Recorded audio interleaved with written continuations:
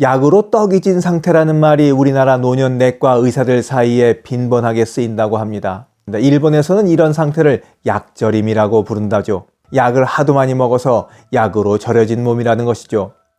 매일 한 움큼씩 약을 먹는 사람들이 늘어만 가고 있습니다. 나이에 정비례해서 먹는 약이 늘어만 가죠. 그런데 이게 정말 정상일까요? 여러분은 하루 몇 알의 약을 드시고 계십니까? 본격적인 이야기 지금 시작합니다.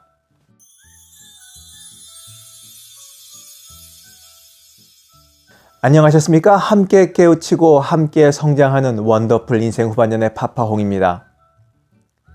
고령화와 만성질환 증가로 약을 달고 사는 사람들이 늘어만 갑니다. 하루 30알 이상의 약을 먹는 사람들도 적지 않다고 하네요. 약이 병을 키우고 또 그 병 때문에 새 약을 먹게 되는 악순환에 덫에 빠졌기 때문입니다.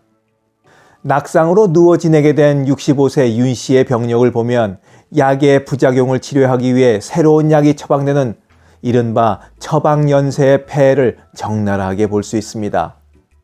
시작은 고혈압 약이었습니다. 그가 먹던 약은 CCB라고 하는 칼슘 채널 차단제 계열이었는데 이 약은 심하게 붓고 변비와 무기력을 가져오는 부작용이 잦은 것으로 알려져 있습니다. 다리가 퉁퉁 부어 병원을 찾은 윤 씨에게 의사는 강력한 이뇨제를 처방했습니다.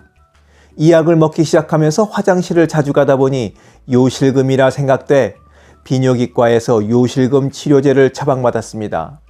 그런데 이 약은 변비와 인지기능 저하를 유발했습니다. 윤 씨는 이번에는 신경과에 가서 치매 진단을 받고 치매약과 뇌영양제를 받았습니다. 치매약은 요실금을 다시 악화시킵니다. 잠자는 동안 소변 때문에 4번씩 깨다 보니 다시 비뇨기과를 찾은 윤 씨에게 의사는 더 강력한 항콜린성 약을 처방했습니다. 항콜린성 약은 졸음과 무기력을 가져와 낙상 위험을 높입니다. 윤 씨에게 결국은 낙상이 찾아왔습니다.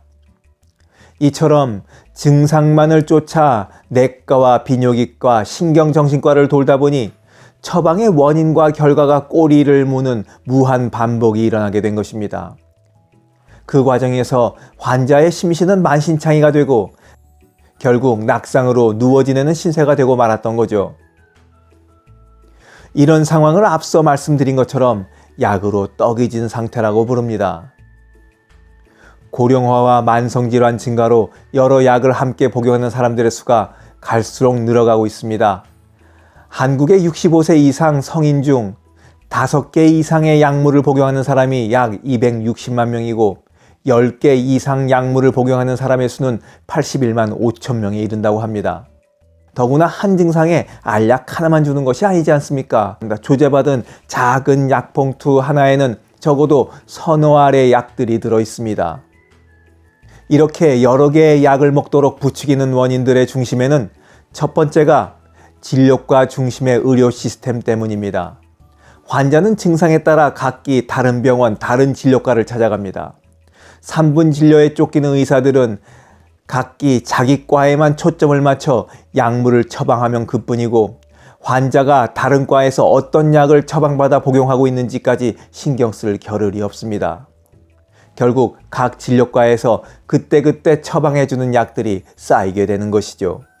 반대로 환자가 의사의 진료에 만족하지 못하면서 쉽게 다른 의사를 찾아가는 의료 쇼핑도 약을 늘리는 원인 중에 하나입니다.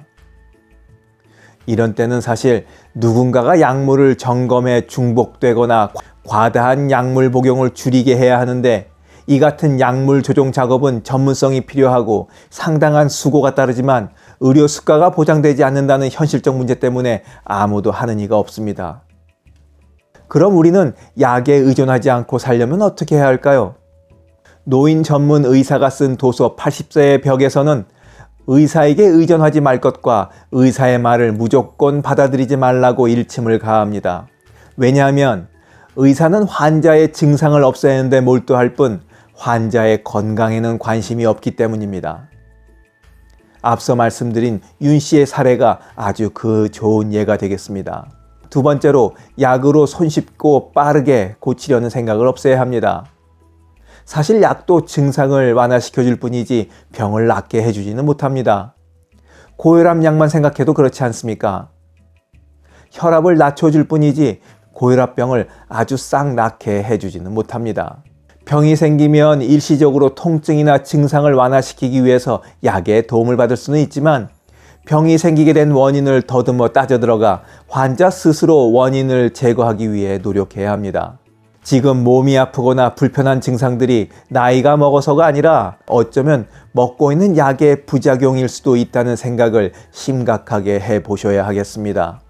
그리고 여러 약을 오랜 동안 드시고 있고 또 차츰차츰 개수도 하나둘씩 늘어왔다면 약물 의존증이 아닌가 의심해 보셔야 합니다.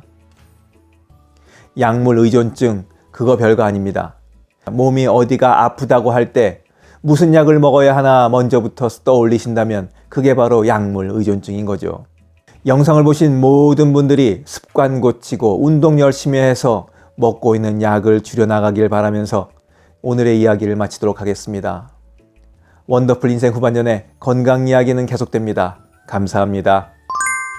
하루를 충만하게 살아가는 좋은 사람들이 모여있는 곳이 있습니다. 바로 지난 3월 5일에 문을 연 실버들의 전성시대 네이버 카페입니다.